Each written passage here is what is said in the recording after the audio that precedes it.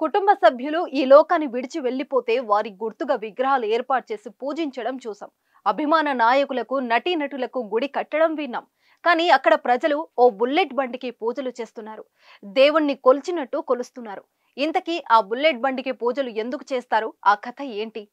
మీ business విస్తరించాలనుకుంటున్నారా? మార్చి 16, 17న హైటెక్స్ లో franchise India biggest ఫ్రో expo. Rajasthan లోని జోధ్పూర్ కు 50 కిలోమీటర్ల దూరంలో ఓ గుడి ఉంది. ఈ గుడి పేరు బుల్లెట్ బాబా గుడి. ఇక్కడ బుల్లెట్ కు ప్రత్యేక పూజలు చేస్తారు.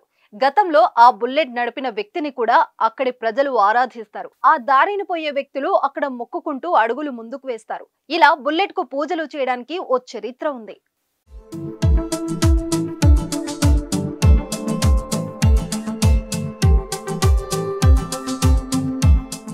1988 డిసెంబర్ 2వ తేదీన రాత్రి ఓ బాబా అనే వ్యక్తి బుల్లెట్ పై ప్రయాణిస్తున్న సమయంలో రోడ్డు ప్రమాదం జరిగింది.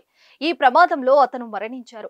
ప్రమాదం అనంతరం పోలీసులు కేసు దర్యాప్తు చేసి బుల్లెట్ బండిని స్టేషన్ కు తీసుకెళ్లిపోయారు. అయితే ఆశ్చర్యంగా ఆ బుల్లెట్ బండి పోలీస్ స్టేషన్ నుంచి ప్రమాద స్థలికి చేరుకుందంట. ఆ తర్వాత ఆ బైక్ ను ఓ ఇంటి దగ్గర ఉంచగా తిరిగి మళ్లీ ప్రమాదం జరిగిన ప్రదేశానికి చేరుకుందని పూర్వీకులు చెప్తున్నారు. దీంతో ప్రమాదం జరిగిన స్థలంలోనే ఈ బైక్ ను ఉంచాలని నిర్ణయం తీసుకున్నారు. అక్కడే ఓ వేప చెట్టు కింద గుడి కట్టి పూజలు చేస్తున్నారు.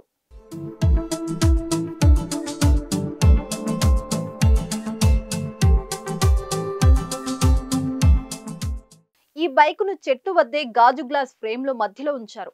చిన్న గుడి మాదిరిగా కట్టి పూజలు నిర్వహిస్తున్నారు. ప్రమాదంలో చనిపోయిన ఓం బన్నా ఫోటో కూడా అక్కడ ఏర్పాటు చేసి పూజలు చేస్తున్నారు. ఈ మార్గం గుండా ప్రయాణించే వాహనదారులకు బుల్లెట్ గుడి దగ్గర పూజలు చేస్తే మంచి జరుగుతుందని ఇక్కడి ప్రజలు నమ్మకం. ఈ ఆలయానికి చేరుకోగానే ఎర్రటి దారాలు, కంకణాలు, పువ్వులు, అగరవత్తులతో అలంకరించిన చెట్టు కనిపిస్తుంది. ఈ చెట్టు చుట్టూ తిరుగుతూ భక్తులు పూజలు చేస్తుంటారు.